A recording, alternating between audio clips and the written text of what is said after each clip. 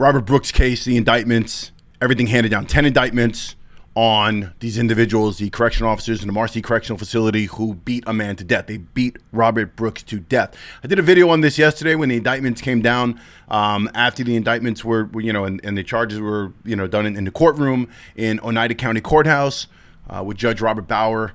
I did a video and I talked about, who was being charged with what. I want to just go over that again since it's been confirmed specifically, and I've got the identities of these correct individuals. Yesterday when I did it after, and I just wanted to really get a sense of who was charged with what and what these people actually look like. In case you guys are not familiar, I wanted to put these animals in this video on screen so you can get a look at them. I have a couple of their mug shots and also have some shots for them at the actual indictment in the courthouse. So Time to Talk Show, welcome. I appreciate you being here, and I hope you're staying on top of this Robert Brooks case. The news now, I saw ABC News last night did some coverage of this incident.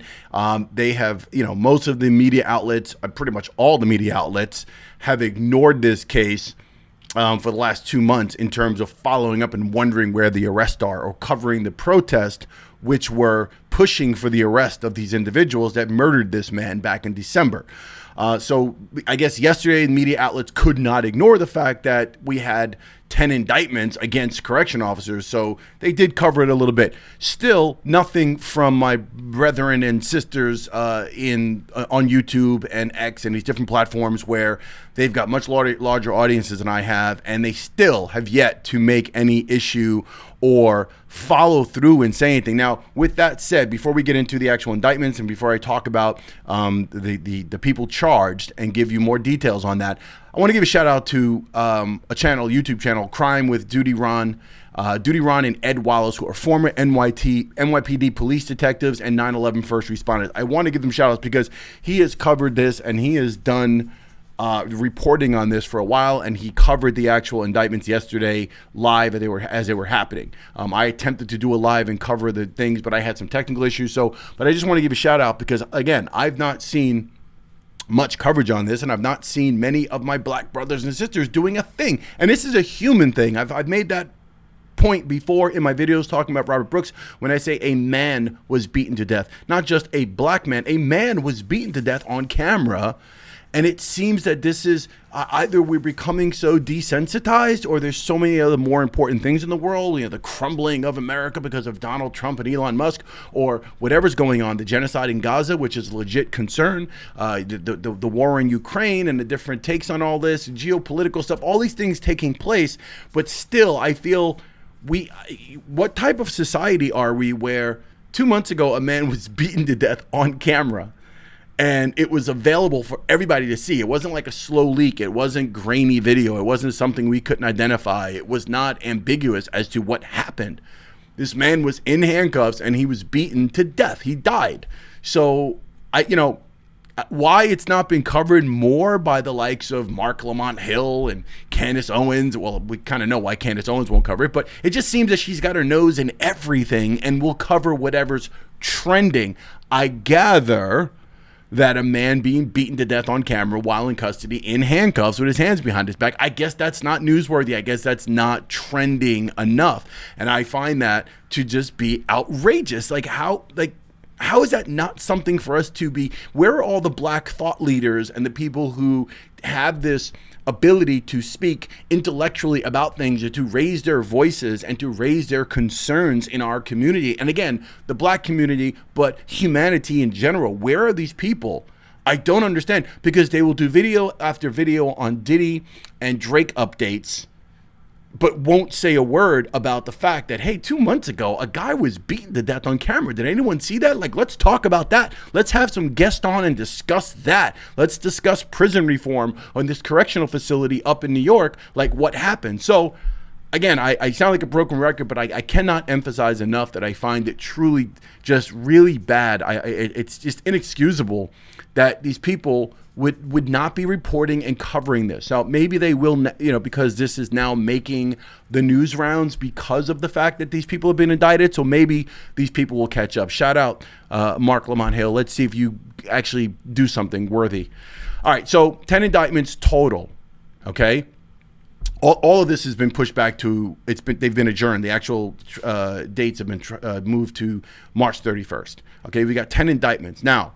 6 are for murder, so second-degree murder. There were some reports at first it was first degree. It's second-degree murder, 3 for manslaughter, and 1 for tampering with evidence. Now, out of the 6 that were charged with murder, 2 were also charged with second-degree gang assault, and 2 were charged with offering a false instrument for filing, which I believe has something to do with the records, the documentation that was filed in the actual prison transfer of Robert Brooks. So when they transferred him to Marcy Correctional Facility and they had him in that room, I gather all the paperwork and all the things involved in that, somebody offered false instruments. So the documents, the records were disingenuously filled out and probably claimed that he, whatever. That's what happened there. Another correctional officer whose name was redacted from the indictment was charged with second-degree murder, first-degree manslaughter, but he's not in custody, which is why the name was redacted. I heard the district attorney Fitzpatrick say that when he handed over the actual indictment, that this name has been redacted because he's not in custody.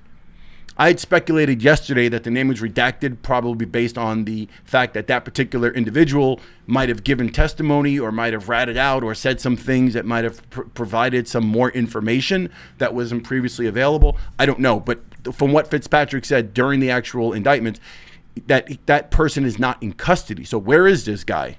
I want to know who it is. But anyway, his name is redacted. So total of 10 people face charges. So the first, Nicholas Anzalone, murder.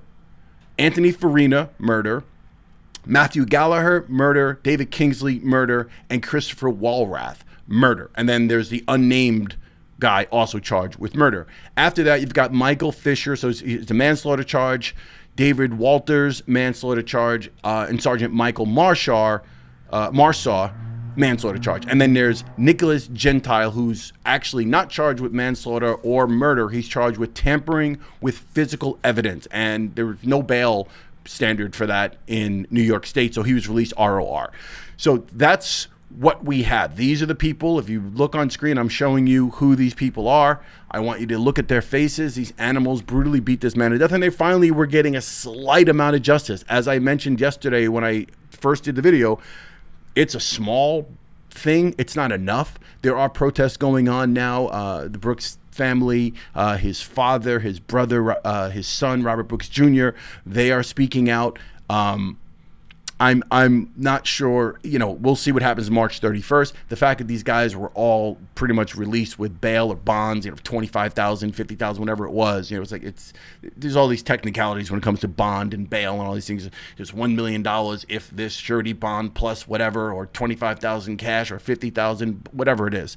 So either way, I don't think any of these individuals should be allowed to walk the streets. And it's interesting watching when a couple of them had the PD, public defender, and a couple of them had their own attorneys. And it's interesting when they talk about the bail and the judge asks about, the plea. They all pleaded not guilty, by the way. Of course they plead not. I don't know how you could even do that when it's clear, it's on tape, right? How do you plead not guilty? How do you get out of this? But discussion for another time legally. But when they're being read this information and talk about bond and bail and such, it's interesting to watch the attorneys, they have to describe them, well, he's been a citizen of his town and he's got no criminal record. He's a man with 2 children and a wife. And so what? You brutally beat a man to death on camera. I'm sorry. I trying to make them look like respectable citizens of society who are just going through a trial. Normally speaking, yes, in a trial, a criminal trial, it's innocent until proven guilty, right? Let's take one of the most famous cases of all time, especially a racial case, O.J. Simpson. O.J. Simpson, during that point of the trial, especially in the beginning, we didn't know anything. We don't know if he did or didn't. We know he had a history of domestic abuse with Nicole.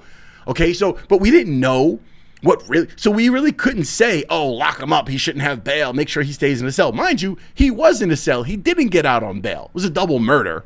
So maybe that makes it different. And it was California, so quite possibly different. But the point I'm making is, whatever state, wherever you are, if you have a criminal case and you are being charged with something and you get bail, it's usually because there has to be a trial to determine what took place, and you've got to be proven guilty. In this particular incident, Robert Brooks was handcuffed. He's dragged into a facility. It's all on camera, on body cam. He's in this room with these particular men. And I think there's a total of like 13 or 14 people that were involved besides these animals that were charged. There's also like a nurse and someone else. I'm not sure why they're not being charged either. But they take this man and brutally beat him to the point of him dying.